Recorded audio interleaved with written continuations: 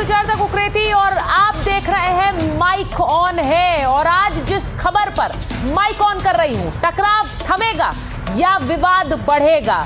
UGC के जिन नियमों को लेकर एक लड़ाई आपने सड़कों पर पिछले कुछ दिनों देखी, यानी कि कॉलेजेस और यूनिवर्सिटी में जिस तरह यूजीसी के नए नियम लागू होने को लेकर एक विरोध प्रदर्शन हो रहा था, अब उस पर सुप्रीम कोर्ट ने सुप्रीम रोक लगा दी है। और इसीलिए आज पूछ रही हूं कि सुप्रीम कोर्ट के इस पीआईएल पर आज ये सुप्रीम ब्रेक लगाने के साथ साथ क्या ये विवाद बढ़ेगा या फिर थमेगा।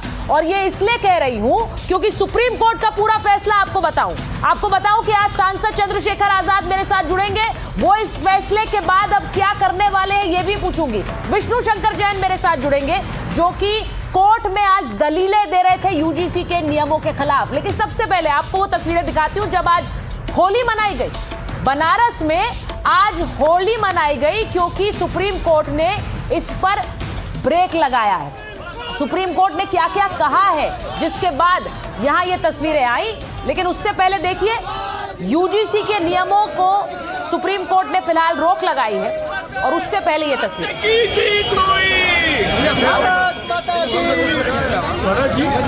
तस्वीरें इस देश ने देखी। वो विरोध देश के अलग अलग हिस्सों में हुआ, खासकर उत्तर प्रदेश में। यहां यूजीसी के नियमों को लेकर इस तरह से सड़कों पर उतरे थे छात्र। आज सुप्रीम कोर्ट ने इन नियमों पर रोक लगाने के साथ साथ क्या कहा है, सबसे पहले आपको वो बता देती हूं। सुप्रीम कोर्ट ने आज क्या कुछ कहा यूजीसी के नए नियमों पर सुप्रीम ब्रेक। उन्होंने कहा कि हमें लगता है नियमों की भाषा अस्पष्ट है, ये कोर्ट ने कहा। यह भी कहा कि नियमों का दुरुपयोग बदला लेने के लिए किया जा सकता है, यह सुप्रीम कोर्ट कह रहा था। जस्टिस सूर्यकांत की खंडपीठ ने जब अपनी बात रखी तो उन्होंने कहा कि किसी तरह का भेदभाव नहीं होना चाहिए। 75 साल बाद भी हम समाज को जातियों से मुक्त नहीं कर सके हैं। आज हमारे समाज में अंतर जातीय शादियां हो रही हैं। क्या जनरल कैटेगरी के छात्रों के साथ भेदभाव नहीं हो सकता है? ये आज कोर्ट ने पूछा है। कुछ कानूनविदों की कमेटी इस पर विचार करे, हम केंद्र सरकार से जवाब तलब करेंगे। लेकिन कोर्ट ने आज जो महत्वपूर्ण टिप्पणियां की हैं वो बहुत महत्वपूर्ण। उन्होंने कहा, कोर्ट ने कहा कि क्या जनरल कैटेगरी के छात्रों के साथ भेदभाव नहीं हो सकता। हमें डर है कि कहीं इसका दुरुपयोग ना हो। हम केंद्र सरकार से जवाब तलब करेंगे, नोटिस जारी करने जा रहे हैं। यूजीसी के 2012 के नियम अगले आदेश तक लागू रहेंगे, यानी पुराने नियम ही लागू रहेंगे। ये नई समिति अभी लागू नहीं होगी और नई यूजीसी इक्विटी गाइडलाइंस पर रोक लगाई जाती है। ये सीजीआई सूर्यकांत कह रहे थे। उन्हीं के साथ जस्टिस बागची भी जो इस खंडपीठ में थे, उन्होंने कहा हम उम्मीद करते हैं कि अमेरिका जैसे हालात यहां नहीं बनेंगे जहां गोरे या श्वेत बच्चे अलग अलग स्कूल में जाते थे। यानी कोर्ट पूरी तरह से इस बात को लेकर आश्वस्त दिखा कि इससे दरारें और बढ़ जाएंगी। मैं आपको जल्दी से जरा दिखाना चाहती हूं कि आज क्या क्या बयान आए हैं, इसके बाद किस तरह से यूजीसी के नियमों पर कौन सी पार्टी कौन सी बोली बोल रही है। जरा जल्दी से सुन लीजिए और उसके बाद मेरे मेहमान जुड़ रहे हैं।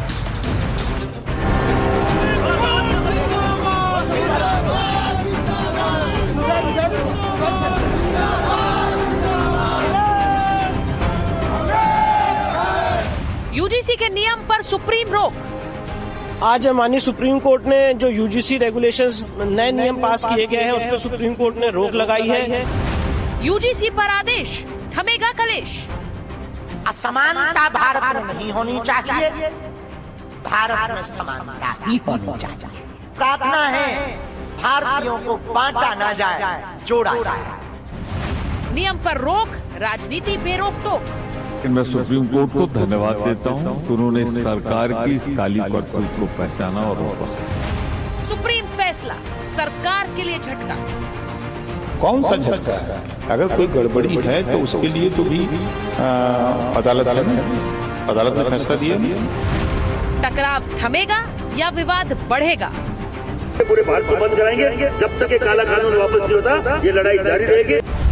यूजीसी के जिन नियमों के खिलाफ सवर्ण समाज के छात्र पिछले 17 दिन से सड़कों पर हैं, सुप्रीम कोर्ट ने उस पर रोक लगा दी। सुनवाई के दौरान अदालत ने कहा कि नए नियमों का गलत इस्तेमाल हो सकता है।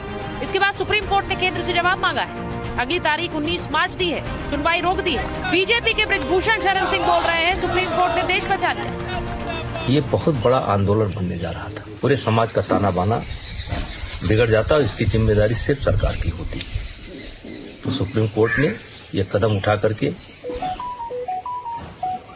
इस देश को बचाने का काम किया है। इसके साथ ही सियासी सफाई और प्रहार का सिलसिला भी शुरू हो गया। न्यायालय ने जो निर्णय लिया है, न्यायालय को कोटिशत धन्यवाद, क्योंकि नरेंद्र भाई मोदी भारत में कभी विभेद की राजनीति नहीं की है। सरकार कहती है बल अलगाववाद के नारे के साथ चलती है और समाज में अलगाव लाने का काम कर रही है।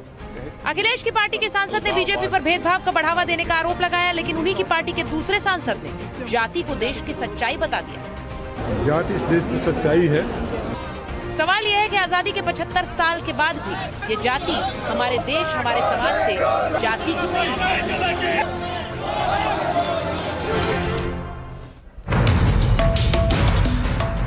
और कुछ सवालों के साथ आज माइक ऑन कर रही हूं। सुप्रीम आदेश से घटेगा या बढ़ेगा कलेश? छात्र पढ़ेंगे या आपस में लड़ेंगे? क्योंकि जिस तरह से विरोध प्रदर्शन सड़कों पर देखने को मिला, उसके बाद अगर ये सुप्रीम रोक नहीं लगती और आगे चलकर इसमें क्या होगा ये नहीं पता है। सवाल पूछ रही हूं, यूजीसी नियम से हिंदू एकता क्या खतरे में है? क्योंकि जितने बड़े बड़े संत इस पर बयान दे रहे हैं या फिर बड़े नेता बयान दे रहे हैं, वो कह रहे हैं जातियों में बांटने का प्लान है, तो क्या हिंदू एकता खतरे में है? सवाल एक और है, एससी, एसटी, ओबीसी और जनरल हैं, छात्र कहां हैं? सारे छात्र जातियों में बंटकर ही देखेंगे खुद को। और सवाल यह भी कि नियमों पर भ्रम या इन आरोपों में दम है? जो बात कही जा रही है कि इसमें भेदभाव होगा। अब मैं अपने मेहमानों का परिचय आपसे करा रही हूं। मेरे साथ करणी सेना के अध्यक्ष सूरजपाल अम्मू जी हैं, राजनीतिक विश्लेषक भी हैं। हमारे साथ अवनीजेश अवस्थी जी हैं, राजनीतिक विश्लेषक हैं। सतीश प्रकाश जी हैं, बीएसपी समर्थक हैं। प्रोफेसर गंगा साहेब मीना हैं, प्रोफेसर हैं जेएनयू के। मैं बता दूं कि मेरे साथ सांसद चंद्रशेखर आजाद भी जुड़ेंगे, क्योंकि वो खुलकर इस नियम के समर्थन में आ गए हैं और केंद्र सरकार को चिट्ठी भी लिख चुके हैं। लेकिन उससे पहले मैं विष्णु शंकर जैन के पास जा रही हूँ। वकील हैं सुप्रीम कोर्ट के।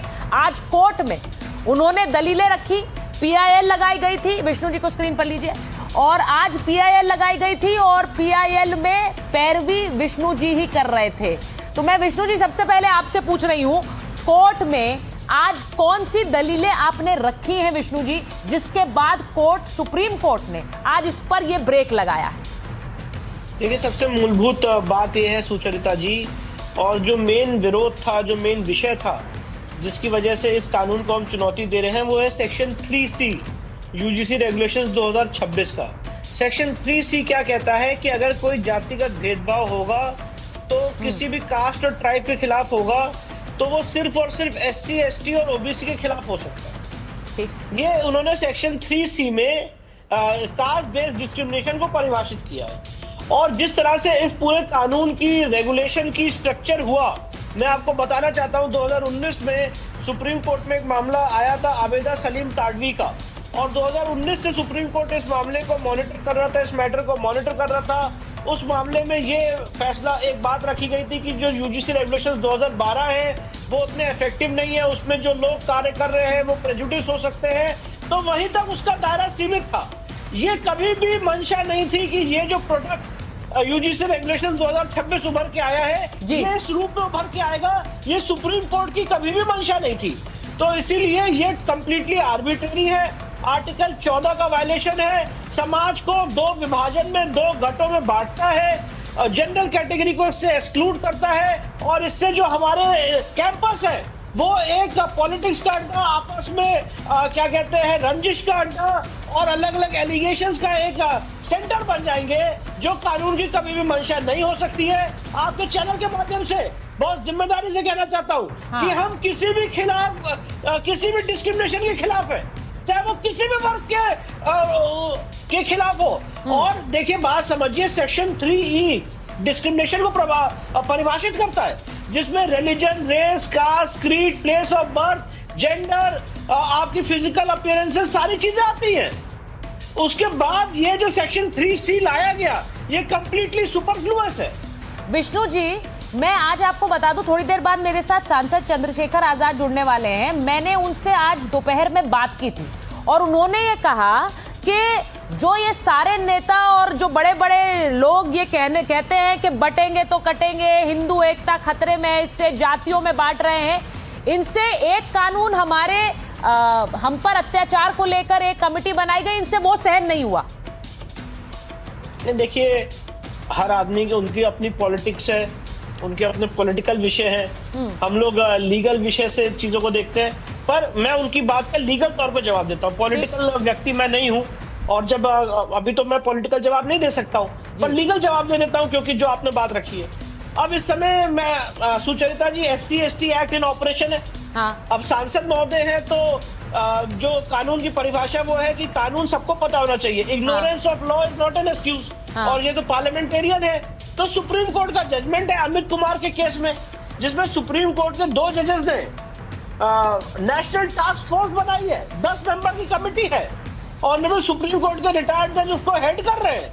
और उसमें अगर इस तरह की घटनाएं होती है तो उनको कितनी वाइड पावर्स दी गई है, जरा कोई अमित कुमार का जजमेंट पढ़ के देख ले। अब SC/ST एक्ट इन ऑपरेशन है, अमित कुमार का जजमेंट इन ऑपरेशन है, UGC रेगुलेशंस 2012 इन ऑपरेशन है। अब आप मुझे बताइए, आर्टिकल 14, आर्टिकल 15, आर्टिकल 15(4) इन ऑपरेशन है, तो और कितनी ज्यादा लेयर्स प्रोटेक्शन की चाहिए? कोई मुझे ये तो बताए कि पहले सांसद महोदय से आप ये सवाल पूछिएगा कि क्या प्रोटेक्शन की लेयर नहीं है, क्या प्रोटेक्शन की लेयर नहीं है, और 2012 के रेगुलेशंस में कमी क्या है, ये बताएं जरा। मैं आपसे एक चीज पूछना चाहती हूँ विष्णु जी, आपने जो ये बात कही, आज कोर्ट ने भी कहा है कि 75 साल बाद भी हम समाज को जातियों से मुक्त नहीं कर सके हैं। अब ये आपसे इसलिए पूछूंगी क्योंकि ये PIL कोर्ट में दायर की गई और उसके बाद आपने पक्ष में दलीलें रखी हैं, लेकिन एक समुदाय जो कहता है हम आज भी जातिवाद का दंश झेलते हैं, हम आज भी अत्याचार झेलते हैं, क्योंकि अगड़ा पिछड़ा इस समाज की हकीकत है। आप उनको क्या कहेंगे? देखिए, अगड़ा पिछड़ा किसी के खिलाफ भी हो सकता है। हाँ। मैं यहाँ पे आज उदाहरण नहीं देना चाहता हूँ कि कितने एग्जाम्पल्स हर तरफ से हैं, पर जब आप कानून बना रहे, देखिए बात समझिए, एक चीज होती है किसी भी एंगल का पॉलिटिकल, जो आप अभी बाकी पैनलिस्ट से डिबेट करेंगी, और एक होती है कानून की संरचना करना।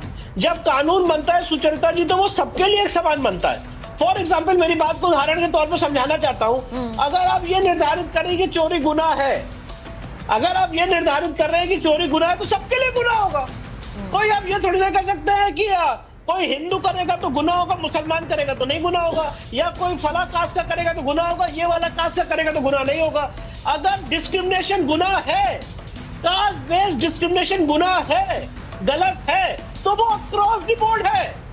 उसमें आप ये नहीं कह सकते हैं कि ये वर्ग कर सकता है, दूसरा वर्ग नहीं कर सकता है। क्या रिसर्च है, क्या इंपेरिकल डेटा है? मेरे पास सुप्रीम कोर्ट में जो फाइल किया हुआ एफिडेविट है 27 फरवरी का, वो भी है, जिसमें बताया गया कि 1700 से करीब कंप्लेंट आई, और उसमें से 50 कंप्लेंट छोड़ के बाकी सारी कंप्लेंट का निस्तारण कर दिया गया। तो मैकेनिज्म है, एड्रेस करने की अथॉरिटीज हैं, प्रोटेक्शन है। पर विष्णु जी, अभी ब्रेक लगाई गई है, अभी ये फाइनल ऑर्डर नहीं है कोर्ट का, अगर please correct me if I am wrong, लेकिन अभी अगली सुनवाई में कोर्ट इसे पलट भी सकता है। कोर्ट ये कह सकता है कि इसको लागू कीजिए।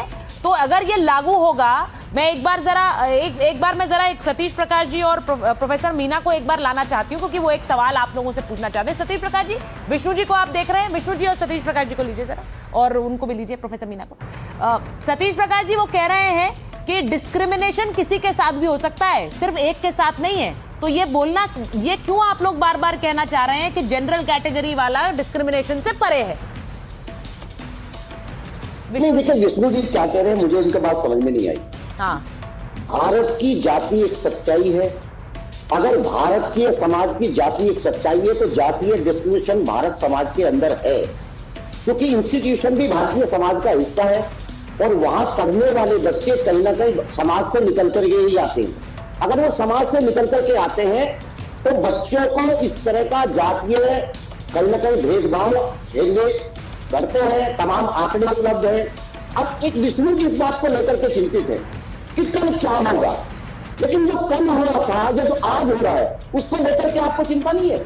आपको नहीं लगता कि कोई व्यक्ति अगर अपने बच्चे को मेडिकल में डॉक्टर फायर की मां ने डॉक्टर को भेजा था ना बनाने के लिए, उसकी डेड बॉडी पहुंची ना?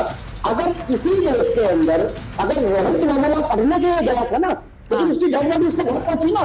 ऐसे बहुत सारे केस हैं। बाकायदा भारत में की संसद में 2023 में आंकड़ा पेश किया गया, 108 जो संस्थान है, जो हाईली टेक्निकल संस्थान है, वहां पे भारत सरकार के शिक्षा मंत्री आंकड़े पेश करते हैं कि इन संस्थानों में 67 लोगों ने आत्महत्या करी।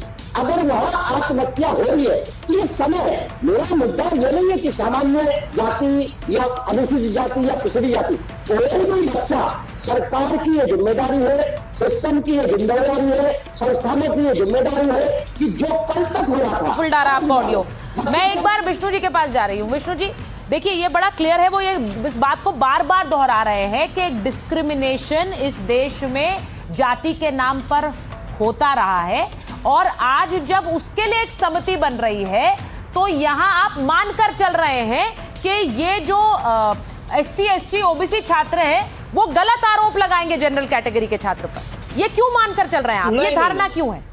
जी नहीं, हम ये कह रहे हैं कि अगर कोई भी व्यक्ति, आप देखिए, शायद मैं अपनी बात समझा नहीं पाया। हाँ। डिस्क्रिमिनेशन की परिभाषा से आपने जनरल कैटेगरी को एक्सक्लूड कर दिया। हाँ। आप ये मान के चल रहे हैं कि जनरल कैटेगरी जो है वो ऑप्रेसर है और जो SC ST OBC है वो ऑप्रेस्ड है। हाँ। इसके लिए क्या एम्पिरिकल डेटा है, ये मेरा पहला प्रश्न है। दूसरी सबसे इम्पोर्टेंट बात है, मैं UGC का एफिडेविट बताना चाहता हूँ हमारे जो भाई साहब है सतीश जी को। इस एफिडेविट में 1503 कंप्लेंट आई थी। उन 1503 कंप्लेंट में से 1426 कंप्लेंट निस्तारित हो गई, रिजॉल्व हो गई। उसके बाद जो 2012 के रेगुलेशंस हैं उसमें 1314 कंप्लेंट आई थी। 1314 कंप्लेंट में से 1276 कंप्लेंट रिजॉल्व हो गई। इसके अलावा भी बहुत सारा डेटा है नेशनल लेवल पे कि किस तरह से क्राइम्स हो रहे हैं। देखिए, इंडिविजुअल उदाहरण सतीश जी यहाँ पे दे रहे हैं, मैं भी इंडिविजुअल उदाहरण दे सकता हूँ, पर कानून कभी किसी इंडिविजुअल उदाहरण से नहीं बनता है। इस बात की अहमियत को समझने की कोशिश करिए। अगर आप एक कानून बना रहे हैं, और सतीश भाई साहब भी मुझे लगता है इसी चीज पे खड़े हैं कि डिस्क्रिमिनेशन गलत है, मैं भी इस बात का पक्षधर हूँ कि डिस्क्रिमिनेशन गलत है, तो वो सबके साथ, किसी के साथ भी हो सकता है। किस religion, race, caste, creed, place of birth, किसी भी आधार पर डिस्क्रिमिनेशन हो सकता है, और उन सारे तरह के डिस्क्रिमिनेशंस को रोकने की जरूरत है।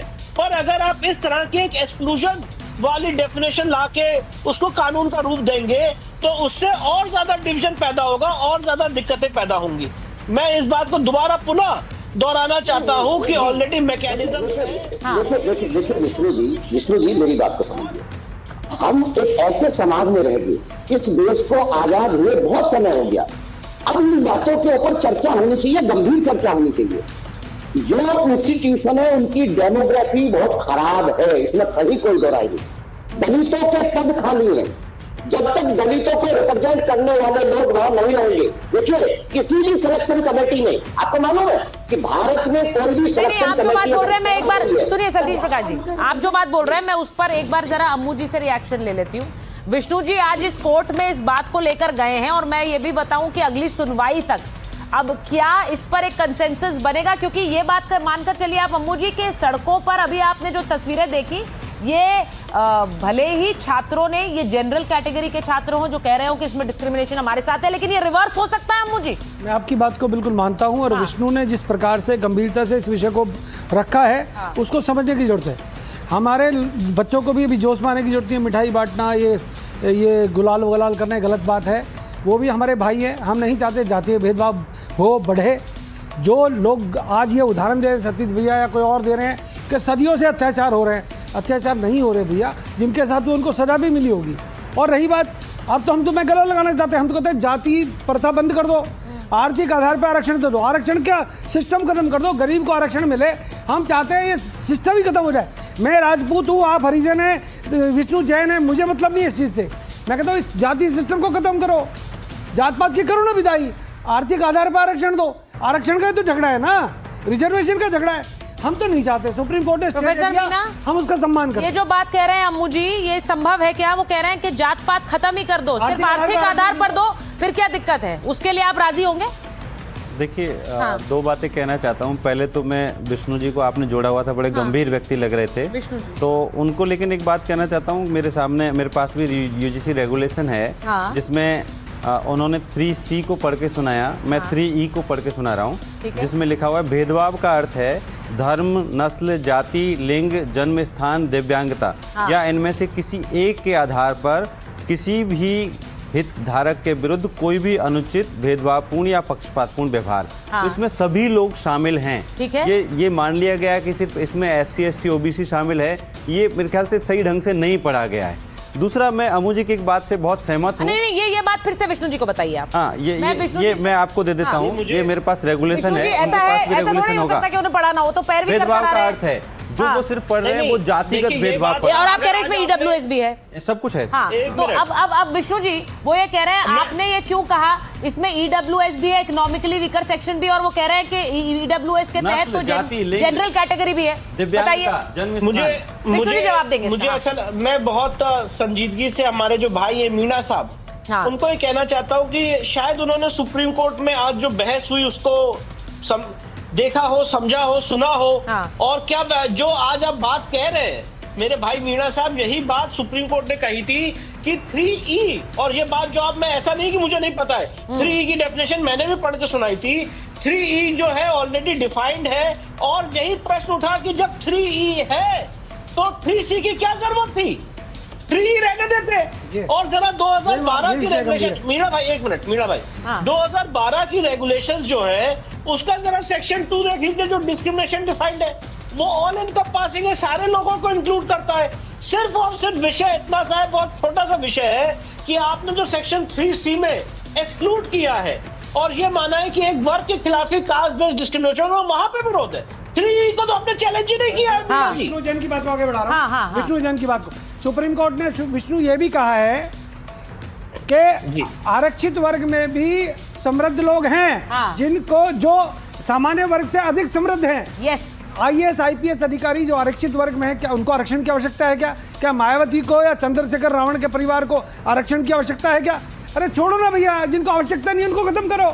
नहीं, ये तो आर्थिक आधार पर आरक्षण दो ना, सुप्रीम कोर्ट ने कहा है। अमनीजेश जी को एक बार ला रही हूँ। अमनीजेश जी, विष्णु भाई कहा है कि नहीं सुप्रीम कोर्ट ने? नहीं, ये कहा है आरक्षित वर्ग भी समृद्ध है, ये आज कहा है। अमनीजेश जी, मायावती जी भी समर्थन कर रही है इस नियम का, चंद्रशेखर भी समर्थन कर रहे हैं इस नियम का। अब अम्मू जी कह रहे हैं वो तो समृद्ध है आर्थिक रूप से, उन्हें क्या फर्क पड़ेगा इसका? उनको आरक्षण देने नहीं चाहिए। सुचरिता जी, इस नियम के आने पर, इस अधिनियम के आने पर जो चारों तरफ जो जिस तरीके का माहौल बना, उसके पीछे मूल कारण क्या था? मूल कारण यह था कि यदि कोई भी व्यक्ति कोई कंप्लेंट करता है, कंप्लेंट की जांच से पहले 15 दिन के अंदर निस्तारण करनी है। मान लीजिए हाइपोथेटिकली वो कंप्लेंट तो फॉल्स निकली, जिस व्यक्ति के खिलाफ की थी उसका तो करियर प्रश्न चिन्ह लग गया, लेकिन जिसने कंप्लेंट की थी उसके ऊपर कोई नहीं है। बात ये वास्तव में अगर आप देखें तो मैं सतीश जी और गंगा साहब मीना जैसे कहूंगा कि वास्तव में जो झूठी कंप्लेंट करके इस पूरे वातावरण को दूषित करते हैं, आप लोगों को सामने आना चाहिए। आज तक रोहित वेमुला जिसके बारे में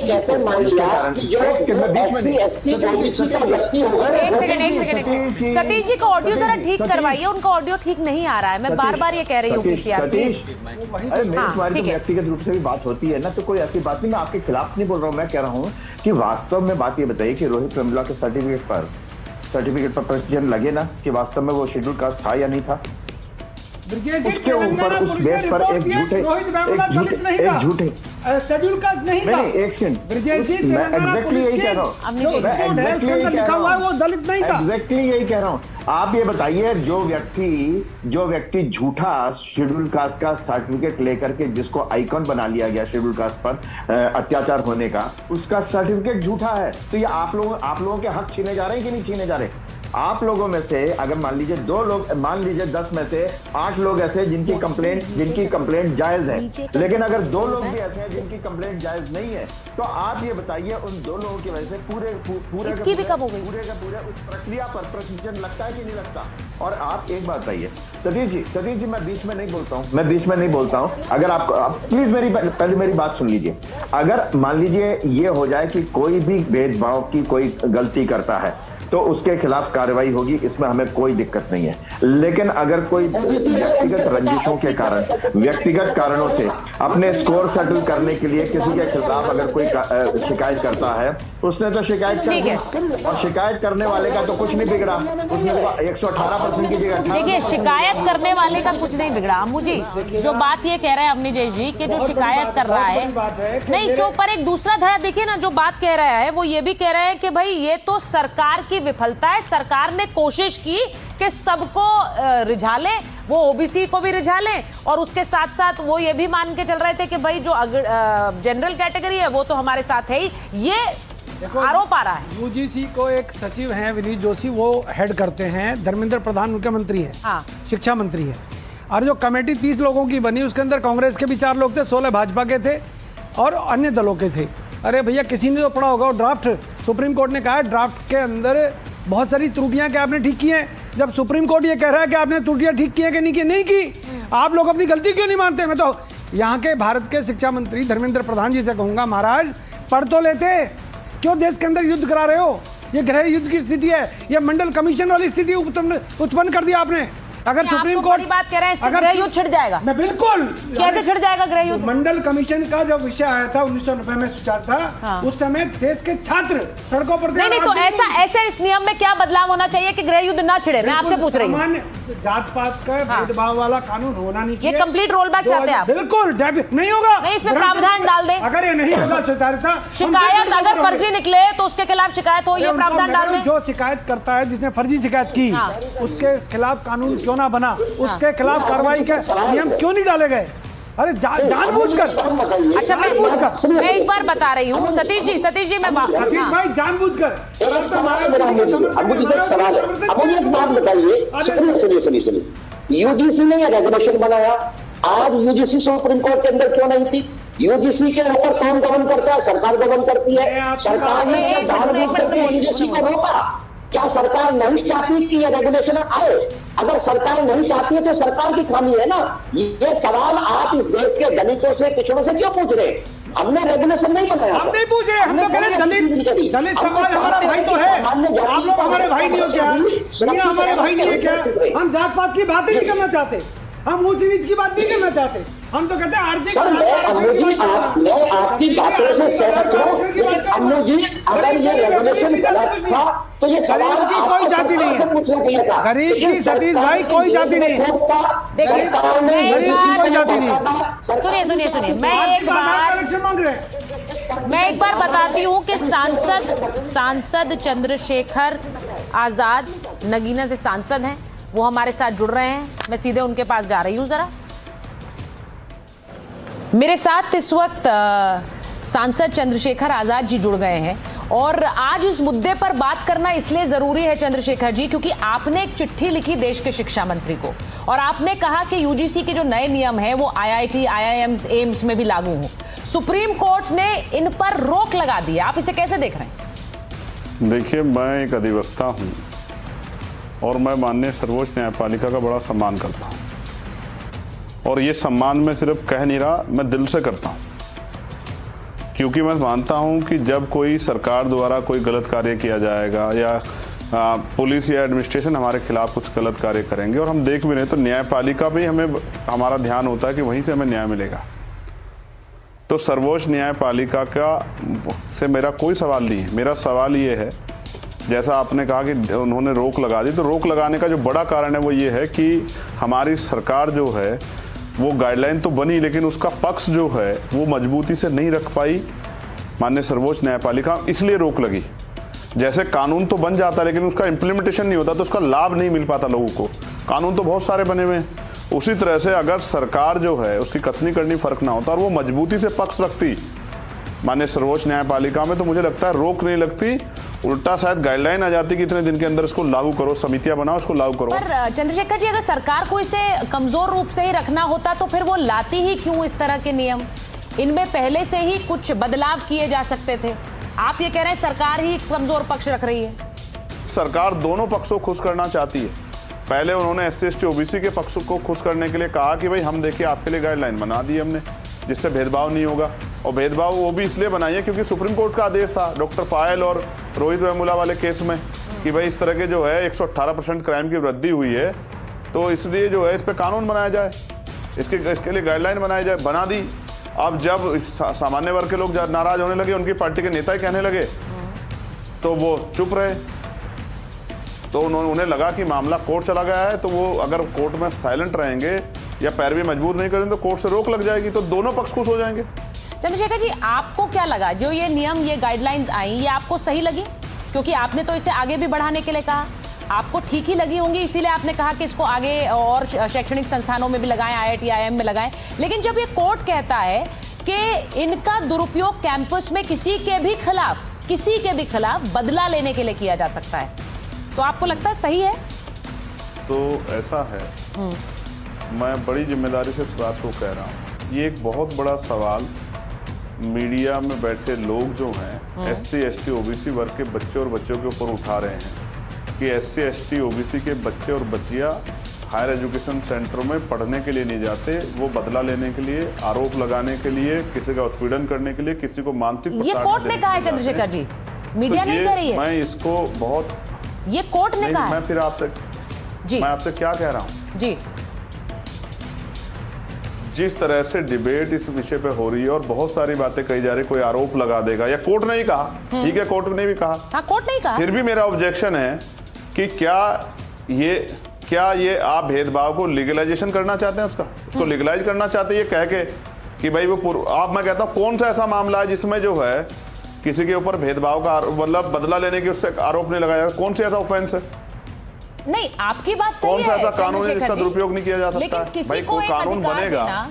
चंद्रशेखर जी, मैं एक सवाल पूछ रही हूँ, किसी को एक अधिकार देना कि आप शिकायत दर्ज कराएं, और लेकिन वो अगर शिकायत गलत हो तो दूसरे को किसी तरह की सुनवाई का पक्ष ना देना, ये समानता है क्या? कौन सा ऐसा कानून जिसका मिसयूज नहीं होता? सिर्फ कानून का मिसयूज ना हो इसलिए कानून ना बनाया जाए, ये कहाँ की बात हुई कि भाई कानून का मिसयूज हो जाएगा? मैं ये कह रहा हूँ कानून का मिसयूज का मतलब ये, मैं आपकी इस बात से सहमत हूँ कि कानून का मिसयूज ना हो इसलिए कानून ना बनाया जाए, कोई दलील नहीं हो सकती। लेकिन जब कोर्ट ये कहता है कि हमने जाति विहीन समाज की दिशा में कितना कुछ हासिल किया है, क्या अब हम उल्टी दिशा में चल रहे हैं? हम छात्रों को ये बता रहे हैं कि आपकी जाति क्या है, हम उन्हें बार बार याद दिलाएंगे, क्योंकि यहाँ पर जिस तरह से ये कमेटी बनाने की बात कही गई, वो ये कह रहे हैं आजकल तो अंतर जातीय शादियां हो रही हैं और हम खुद हॉस्टल में रहे हैं, अब हम यहाँ पर लोगों को चाह रहे हैं वो पढ़ें या फिर आपस में लड़ें। ठीक है, तो बड़ा सवाल ये है, ये जो इतने आर्म्स लाइसेंस मिलते हैं, ये किसी की हत्या करने को थोड़ा मिलते हैं, तो सेल्फ प्रोटेक्शन के लिए मिलते हैं ना। आर्म्स एक्ट जो है उसमें जो लाइसेंस मिलता है, जिसके बाद आदमी अपने साथ सुरक्षा में वेपन रखता है, वो किसी की हत्या के लिए थोड़ा दिया जाता है। कोई भी कानून किसी अपराध से बचने के लिए होता है, अपराध करने के लिए थोड़ा होता है। मैं आपको एक चीज बताता हूं, सुप्रीम कोर्ट ने कहा कि हम जातिहीन समाज पे क्या कर रहे हैं, जातिहीन समाज हो जाना चाहिए, तो सुप्रीम कोर्ट के पास पावर है, वो सरकार को निर्देश करे कि जातिहीन समाज जो है वो बना दिया जाना चाहिए, जातियां खत्म कर देनी चाहिए इस देश में। तो वो क्यों नहीं इस पे कदम उठाते, क्यों नहीं सरकार को आदेश करते? मैं आपसे चंद्रशेखर जी एक और सवाल पूछती हूँ, आपको ये सरकार का सुझाव थोड़ा ही था? सामान्य वर्ग का छात्र सड़कों पर आकर विरोध क्यों कर रहा है, आपको क्यों लगता है? आपको लगता है विरोध गलत है? नहीं, ये छात्र नहीं है, ये छात्र ही नहीं, सामान्य वर्ग का छात्र तो अपने भविष्य का ध्यान रखते हुए कॉलेजों में पढ़ रहा है।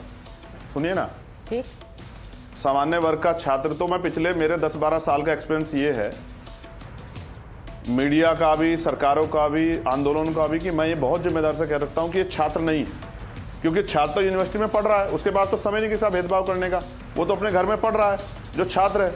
ये तो राजनीतिक लोग हैं जो आंदोलन कर रहे हैं। तो एक मिनट, अब आपकी बात पे रोक रही हूँ, आपने कहा कि सामान्य वर्ग का छात्र तो पढ़ रहा है, उसके पास तो समय ही नहीं है भेदभाव करने का। तो अगर मैं आप ही की बात मानूं, तो फिर जब भेदभाव सामान्य वर्ग का छात्र कर ही नहीं रहा है, तो इस तरह की इक्विटी कमेटी की जरूरत क्या है? आप तो खुद ही कह रहे हैं कि भेदभाव नहीं कर रहा तो सामान्य ये वर्ग का वो छात्र। लोग हैं, मैंने कहा ना, अब आप सुन लो, सामान्य वर्ग का वो छात्र जो पढ़ना चाहता है वो पढ़ रहा है, और जो अपना जो विशेष अधिकार समझता है, जन से अधिकार समझता है कि हमें जातियों को नीचा दिखाना है, जो पढ़ना चाहता है वो इस बात को अपराध कर रहा है। देखिए अब आप ही ने, अब आपकी मैं बात क्या कह रहा हूं आपको, आप समझे नहीं हो? नहीं, मैं आपकी बात समझी, लेकिन आपको याद है, आपने आपको अभी ये याद कहा है नहीं कि याद? एक सामान्य वर्ग का छात्र जो पढ़ना आपको याद है नहीं याद है? वो भेदभाव नहीं करता है, ये खुद आपने कहा अभी, मैं इसीलिए जो पढ़ना चाह रहा है, जो बात पढ़ना मैं चाह रहा है वो पढ़ रहा है, भेदभाव नहीं कर रहा है। और जो अपना विशेष अधिकार समझता है, जो अपना जो है जन से अधिकार समझता है, भेदभाव करना, जहां 118% की वृद्धि हो रही, वो अपना काम कर रहा है, उसी के खिलाफ तो कार्रवाई होगी। नहीं तो आप ये कह रहे हैं आप अपनी जीभ पे लगाम लगाइए, आप किसी का अपमान ना कीजिए, अपराध ना कीजिए, तो आप पे कोई कार्रवाई नहीं होगी। तो मैं इसको दूसरी तरह से पूछती हूँ, अब एक और सवाल पूछती हूँ। सामान्य वर्ग का छात्र आप कह रहे हैं कि जो भेदभाव करना चाहता है वो भेदभाव कर रहा है, तो ये भी तो हो सकता है कि जिनको ये अधिकार दिया कि वो शिकायत लगाए, वो गलत मंचार से शिकायत लगा दे, ये नहीं हो सकता क्या? आप ये कहना चाहती हैं कि SC ST OBC के बच्चे वहां सिर्फ इस मंशा के साथ पढ़ने जा रहे हैं? मुझे पता था आप यही कहेंगे, मैंने ये नहीं कहा, मैंने आप ही की तरह सवाल पूछा, जैसा आपने कहा कि सामान्य वर्ग के कुछ छात्र। एक मिनट सुनिए ना, पहले एक मिनट, ना नहीं, आपने कहा सामान्य वर्ग के कुछ छात्र जो भेदभाव करना चाहते हैं। नहीं, अगर तो क्या ये दूसरी तरफ से सवाल नहीं उठ सकता? सम्मान करता हूँ, मेरी बात सुनना, आप मेरी बात को कहने देना। बोलिए प्लीज। मैं क्या कह रहा हूँ, आप मेरी बात को मुझे रखने देना, आप जवाब नहीं दे पाएंगी। नहीं, बोलिए ना प्लीज। सुप्रीम कोर्ट में SC ST OBC का रिप्रेजेंटेशन नहीं है, सुनिए ना, तो मैं ये कह दूं कि आज जो जजेस ने जो ऑर्डर किया है उसमें SC ST OBC के जज अगर नहीं थे तो वो पूर्वाग्रह से दिया होगा। नहीं, मैं इस बात को नहीं कह सकता, मैं जजों का सम्मान करता हूं। तो रहे हैं आप कुछ ऐसा कि भले ही एक भी जज SC ST OBC का ना उस पैनल में, नहीं, ये तो आपके सोचने का वो हो सकता है। ये मैंने बात नहीं लाई, ये आपने बोला। गौर से सुनिए, ये बात मैंने नहीं कही, आप सुनिए ना। मैंने तो उनकी जाति भी नहीं देखी। मैं एक मिनट सुनेंगे, आप समझिए ना। नहीं, मैं इस तरह की डिबेट में नहीं ना कि टोका टोकी, मेरी बात तो आप कहते तो कहने दीजिए, अगर आप चाहते हैं कि मैं इस पर अपनी बात रखूं। आप कहती मत रहिए, मेरी सुन लीजिए तो मैं आपकी सुन लीजिए। मैं ये कह रहा हूं, आज अगर कुछ लोग खड़े होकर कहने लग जाएं कि SC ST OBC का रिप्रेजेंटेशन नहीं है, इस ऑर्डर में जब ऑर्डर दिया गया SC ST OBC के जज नहीं थे, तो इसका मतलब हमारा पक्ष नहीं सुना गया, तो मैं तो नहीं इस बात को सही मानता। जैसे इक्विटी कमेटी में कहा जा रहा है कि भाई उसमें सामान्य वर्ग के लिए तो रखा, भाई इसलिए नहीं रखा क्योंकि उनको पता है कि जो बनाएंगे वो SC ST OBC के लोग रखे न कि सामान्य वर्ग, क्योंकि संख्या उनकी अधिक है। 80% का बैकलॉग है सेंट्रल यूनिवर्सिटियों में OBC का। आप पे प्रोफेसर ही नहीं होंगे कमेटी में रखने के लिए, हर यूनिवर्सिटी में 3 प्रोफेसर, आप देख लो। आप क्या दबी जुबान में या फिर मैं कहूं इनडायरेक्टली सुप्रीम कोर्ट पर सवाल उठा रहे हैं चंद्रशेखर जी? आप उठा रही होंगी, मैं तो नहीं उठा रहा बहन जी, मेरा तो काम नहीं है सुप्रीम कोर्ट, मैं तो सरकार पे उठा रहा हूँ। कहीं ना कहीं कमजोर वर्गों के मनों में चिंता होती है कि जिस न्यायपालिका पे हम आंख बंद के भरोसा कर रहे हैं, वो न्यायपालिका हमारी तरफ उसी निगाह से देख रही है नहीं देख रही है। देखिए, ये आपने जो चंद्रशेखर जी कह रहे हैं, चंद्रशेखर जी बहुत बहुत धन्यवाद है आपका, लेकिन उन्होंने जो बात जाते जाते कही वो एक तरह की मंशा, वो सवाल जरूर उठा देती है और छात्रों के मन में सवाल डाल जाएगी कि क्या सुप्रीम कोर्ट का फैसला सही है कि नहीं। मैं गलत कह रही हूँ? अवनीजय जी बोलना चाह रहे हैं। अवनीजय जी। सुचरिता जी, पहली बात तो ये कि मैं ये मानता हूं, मुझे जो लगा कि चंद्रशेखर जी ने कहा कि मैं ये कह सकता हूं लेकिन मैं ये नहीं कह रहा, तो इसलिए इस बात के लिए मैं चंद्रशेखर जी पर प्रश्न चिन्ह नहीं लगाऊंगा कि उन्होंने सुप्रीम कोर्ट के आदेश पर कोई प्रश्न चिन्ह लगाया। बिल्कुल साफ बात है, मैं बिटवीन द लाइन्स पढ़ने का आदी नहीं हूँ, बिल्कुल साफ साफ सामने कह रहे, ना कोई तोड़ मरोड़ के प्रश्न, तो उन्होंने कोई प्रश्न चिन्ह नहीं लगाया सर्वोच्च न्यायालय के आदेश पर। पहली बात। मैं दूसरी बात सुनिए, चंद्रशेखर जी ने एक उदाहरण दिया कि आर्म का लाइसेंस दिया जाता है आत्मरक्षा के लिए, ठीक है, लेकिन आत्मरक्षा की बजाय कोई अगर उसके मारना शुरू कर दे तो उसका आर्म लाइसेंस कैंसिल किया जाएगा कि नहीं किया जाएगा?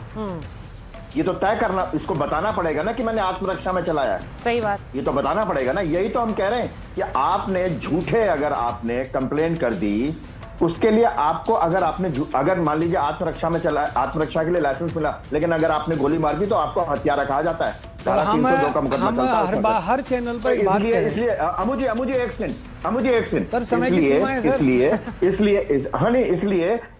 ये जो है कि अगर कोई गलत कंप्लेंट करता है, फॉल्स कंप्लेंट करता है, तो उस पर कोई ना कोई कानूनी कार्रवाई होनी चाहिए, ये जरूर होना चाहिए। पहली बात। सुप्रीम कोर्ट का स्टे आ चुका है, सुप्रीम कोर्ट 10 सेकंड में कहूंगा। सुप्रीम कोर्ट का स्टे आ चुका है, आप सरकार के बहुत करीब हैं। अब तो आप सरकार को सुझाव दीजिएगा, सुप्रीम कोर्ट के अंदर जो 19 मार्च को बोलना है ना, हम तो एक बात कहना चाहते हैं आपसे कि हम नहीं चाहते जात पात का विषय आना ही नहीं चाहिए। हम तो चाहते हैं गरीब को उसका हक मिलना चाहिए। और अगर गरीब का हक नहीं मिलेगा, अगर यही कानून अगर लागू रहा 19 मार्च के बाद, तो हम लोग तो फिर सड़कों पे होंगे। हम चुप बैठने वाले थोड़ी ना है। नहीं तो आप तो धमकी दे रहे हैं फिर। हमारी को धमकी मार मान ले, हमें क्या फर्क पड़ता है? आपको कोई फर्क नहीं पड़ता, ये धमकी है, आप सड़क पर उतरेंगे। चंद्रशेखर सुप्रीम कोर्ट को धमकी दे रहा है, चंद्रशेखर सुप्रीम कोर्ट का अपमान कर रहा है। चंद्रशेखर हर उस अवनी जी कह रहे हैं नहीं कर रहे हैं अपमान, बिटवीन द लाइंस मत करिए, वो ये कह रहे हैं। नहीं एक मत है, लेकिन वो कह रहे हैं हम सड़कों पर उतरेंगे। आपको क्या लगता है दूसरी तरफ से क्या होगा? ये तो लड़ाई जैसी है स्थिति है, हम तो नहीं चाह रहे हैं वो लड़ाई। मेरे ख्याल से हम एक दो बातों पे कम से कम सहमति बना सकते हैं, जो भी इस रेगुलेशन के पक्ष में विपक्ष में। जैसे आपने जिस दिन ने एक बड़ी अच्छी बात कही कि जो फॉल्स कंप्लेन करता है, तो किसी भी मामले में कोई भी झूठी शिकायत करे तो उसके लिए दंड का प्रावधान हो। झूठी शिकायत की जिसने कंप्लेंट की, झूठी शिकायत करने वाला कोई भी, 20 साल जेल में रहा, कोई भी, उसके माँ बाप मर गए, उसके 2 भाई मर गए, उसका घर बिक गया। झूठी कंप्लेंट करने वाले के खिलाफ मुकदमा होना चाहिए ना, उसको सजा मिलनी चाहिए ना।